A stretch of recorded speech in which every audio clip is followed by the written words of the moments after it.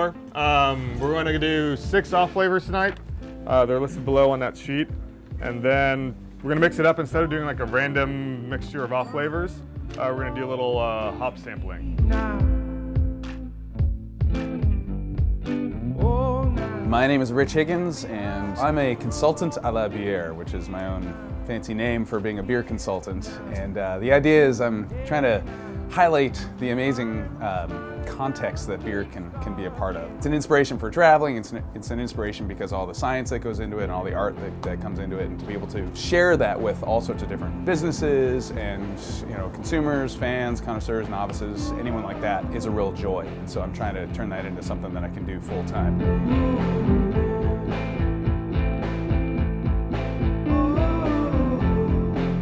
Home brewing really has taken off all over the country, and I mean, it's a good time to be a beer drinker in this country, but it's also a good time to be a home brewer because there's such a proliferation of information and communities, both online as well as in physical spots. Like here we are at Brew Lab in San Francisco, and it's a group of home brewers that came together because of beer, and now they're friends, and they get together and host events and big brew days and buy in bulk and have access to all this great equipment and share equipment and all that. But then they also have really valuable events like what we're here for today, which is an off-flavor sensory tasting. Is anyone being able to pick this up pretty strongly? Seems like nose, yeah. So I get more like the sweaty sock thing than I do the cheese thing off of isovaleric. So since I didn't get the sock, and I did get some acidity to it, I went infection on that. But it doesn't taste to me like a Brett beer tastes at all.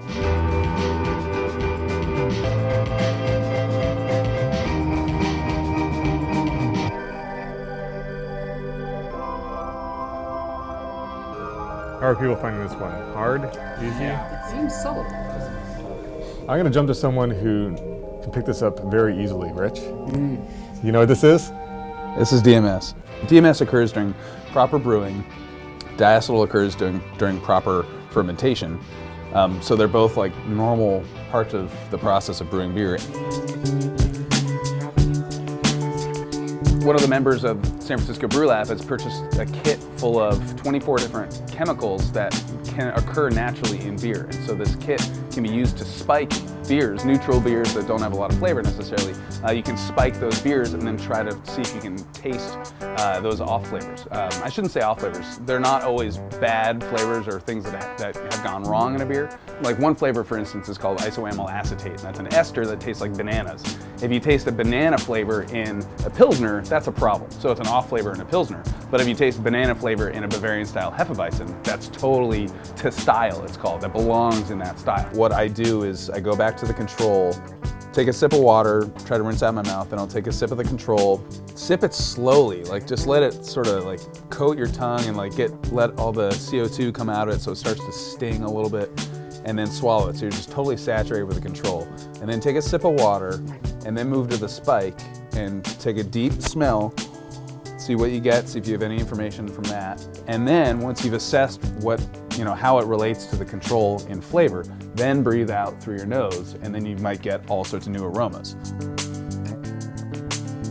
I'm sort of the mind that a good brewer is someone who knows that the yeast is in charge, and that the first and foremost job of the brewer is to take care of the yeast, make sure the yeast is happy and healthy and ready to ferment beers in a predictable way. And so regardless of whether you're brewing on a 5-gallon system or a 500-barrel system or something like that, if your yeast is unhappy, then you're not going to be making good beer. Brewers don't make beer, brewers make wort, which is just food for the yeast. So the yeast has to be there to make the good stuff.